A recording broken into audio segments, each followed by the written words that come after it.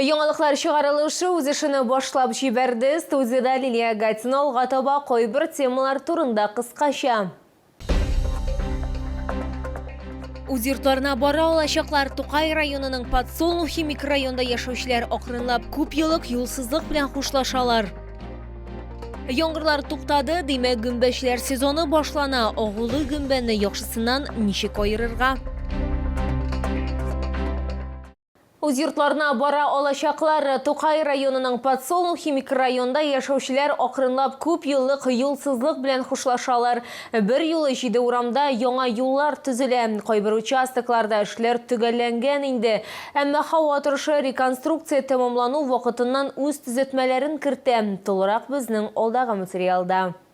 Күптән көтелгән үзгәрешләр Тукай районы Әҗмәкәй авыл җирлегенең Подсолнухи микрорайондагы берничә урынга килеп җитте. Барлыгы 7 урамга юл эшләре кагылган, бирдә вакташ салу эшләре төгәлләнгән инде. Абрикосовый урамында әзерлек 45%-ны тәшкил итә. Хирург Шәкуров урамында 60%. Әҗәйге реконструкция әле башланды гына. Сейчас мы делаем улицу Абрикосовую, щебеночное основание толщиной 20 сантиметров. Половину уже прошли, 300 метров сделали. Гомумән алганда Подсолнухта 5 чакрым юлсыз җир капланырга тиеш, эш тулы куәтенә бара. Әмма графикка куеп яуган яңгырлар төзәтмәләр кертә. Делаем дороги, погода нам мешает, грязь везде. Тут это поселок, все болото. Мне слов нет. Везде болото. Дренаж надо копать, везде. Вот когда дороги делаешь, рядом с дорогой надо копать дренаж, чтобы вода уходила с дороги. Әлек автомобиль хуҗаларына машиналарын поселокка керү юлында ташларга һәм резина итекләр киеп өйләренә барырга туры килә иде. Хәзер һәр участокка машина белән барырга мөмкин. Тут вообще дороги не было.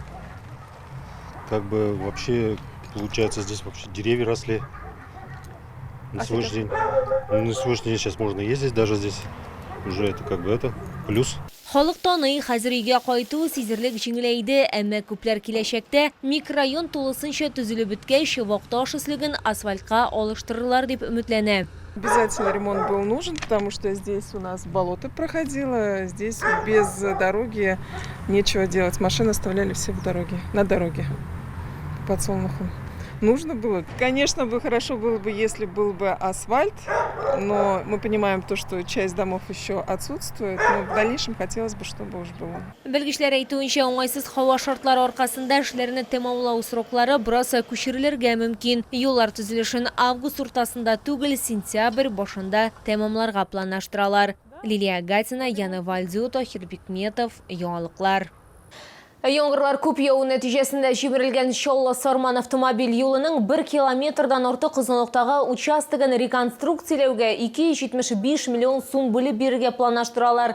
Тиешле тендер дәүләт сатып алулары порталында бастырылган. Контракт проекты нигезендә подрядчы эшләрне 2027 елның 9 ноябрена кадәр тәмамларга тиеш.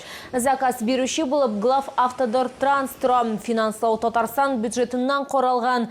Проект тышкы электр шелтерләрен газ белән тәэмин итү объектларын һәм элемтә линияләрен урнаштыруны, җир эшләрен башкаруны, юл өслеген ремонтлауны күздә тота. Барлык эшләрне 8 августка тәмамларга җыеналар. Әлегә машина йөртүчеләргә килеп туган вазгыятьне исәпкә алып, Петровск заводы һәм Леке авыл җирлекләре аша оештырылган урау маршрутыннан файдалануларын сорыйлар.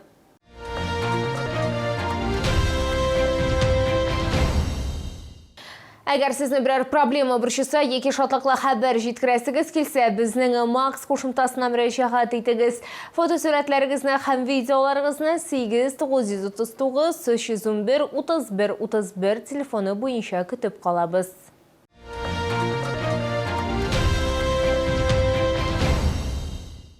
Яңгырлар туктады, димәк гөмбәчеләр сезоны башлана. Әмма быел һава торышының үзгәреп торуы аркасында гөмбәләр үсеше акрынайган.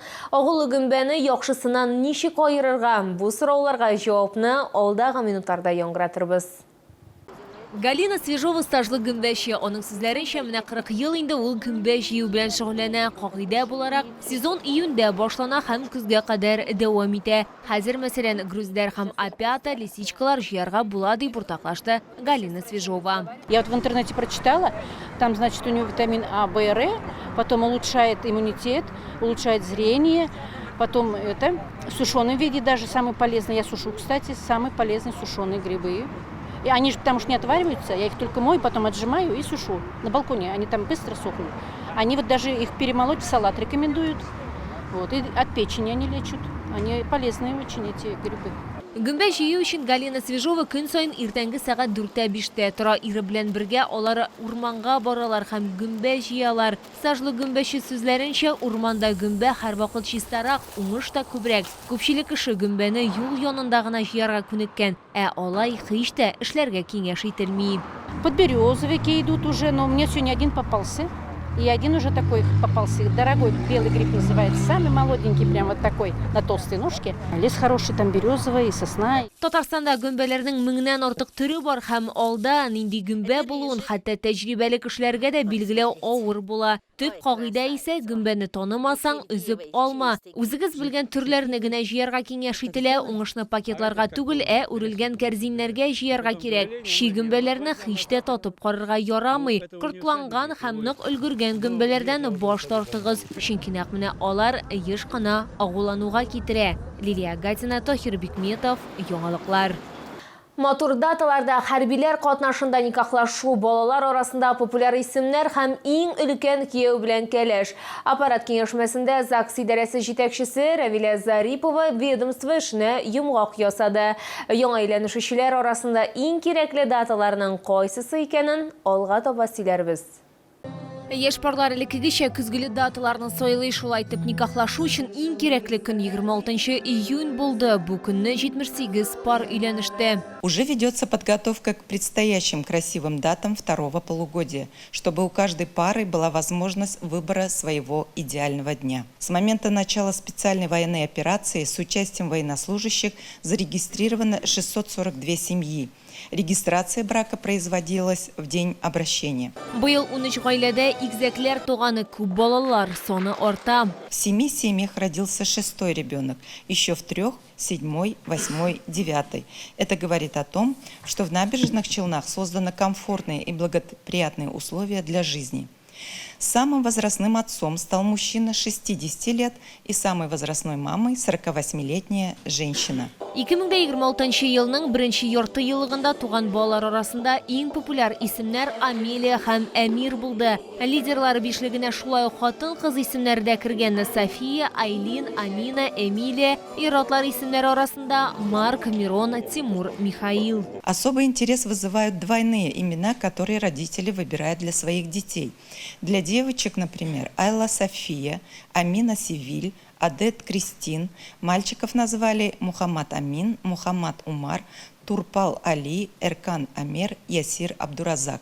Иң улы кияүгә 88 яшә, кәләшкә 85 яшь тулганы, соңгы ярты елда 50 яшьтән өлкәнрәк 109 кияү һәм 98 кәләш уртак бәхеткә ирештеләр. Алар арасында 11 кияү һәм 6 кәләш 70 яшьтән уздылар.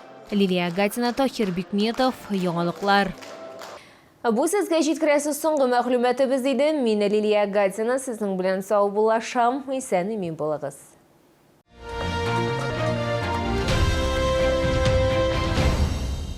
Поставьте точку в бесконечном поиске мебели для вашего дома. Добро пожаловать в новый современный двухэтажный мебельный центр «Мебель и точка». 3000 квадратных метров мебельного пространства от российских и зарубежных производителей. Наш адрес – Ахметшина, 119А.